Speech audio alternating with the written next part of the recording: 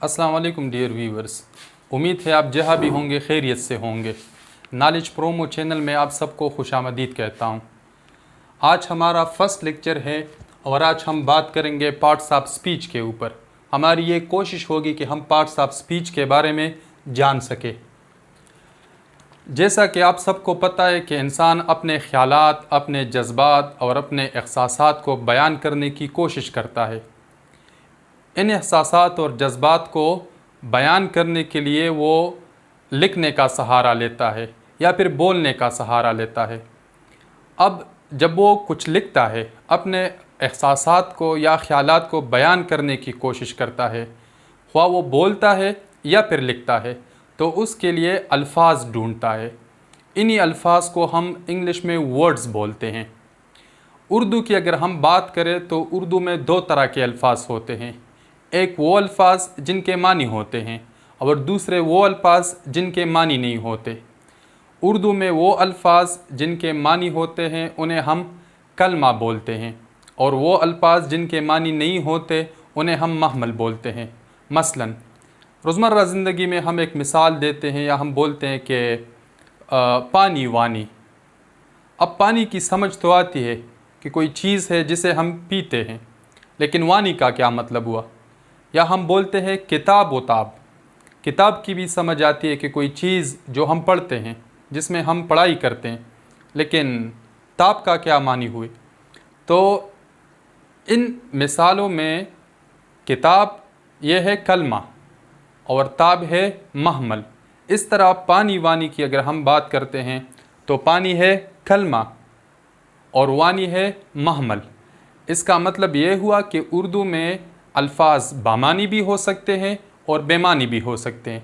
लेकिन अगर हम इंग्लिश की बात करें, इंग्लिश ज़बान की बात करें, तो ये याद रखिएगा कि इंग्लिश में ऐसा कोई भी लफ्ज़ नहीं जिसके मानी नहीं होते।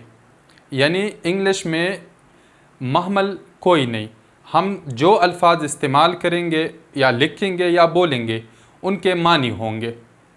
तो इंग्लिश में अल्फाज को हम उनके काम के एतबार से और इस्तेमाल के एतबार से मुख्तलिफ़ ग्रोहों या ग्रुपों में तकसीम करते हैं या मुख्तलिफ़ जमातों में तकसीम करते हैं।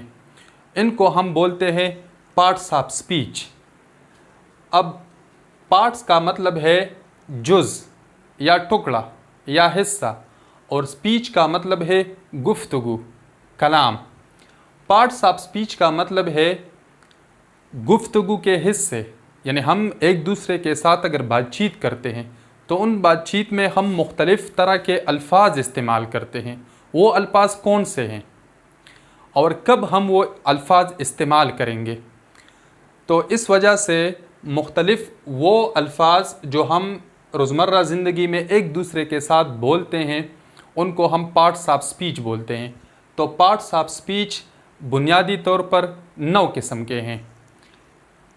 फर्स्ट है नाउन, दूसरा है प्रोनाउन, तीसरा है एडजेक्टिव, चौथा है आर्टिकल, पांचवा है वर्ब, छठा है एडवर्ब, सातवां है कंजंक्शन, आठवां है प्रीपोजिशन और नौवां है इंटरजेक्शन।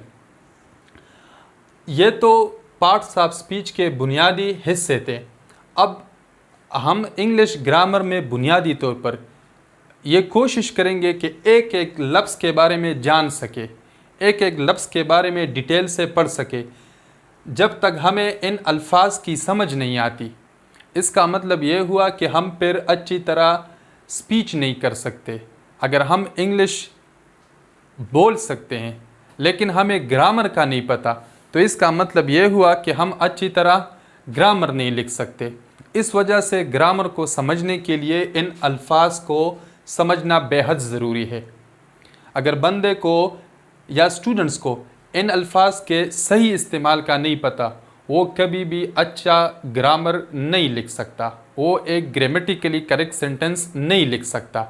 इस वजह से हम इस चैनल में कोशिश करेंगे कि ये अल्फाज अच्छी तरह एक एक करके पढ़ सके और फिर उनका सही इस्तेमाल सीख सके। जब तक हम अच्छी तरह इन अल्फाज को सीख नहीं सकते, फिर इनको इस्तेमाल नहीं कर सकते। तो इसका मतलब ये है कि हम अच्छी तरह ग्रामर नहीं लिख सकेंगे। जब तक हम ग्रामर नहीं लिख सकते तो मतलब ये निकलेगा कि हम अच्छी तरह इंग्लिश हमें नहीं आती, हम नहीं सीखेंगे।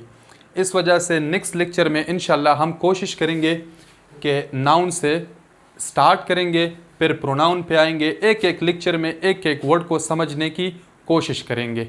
नेक्स्ट लेक्चर में इन अल्फाज को सीखने के लिए हमारा चैनल देखते रहिएगा। वस्सलाम।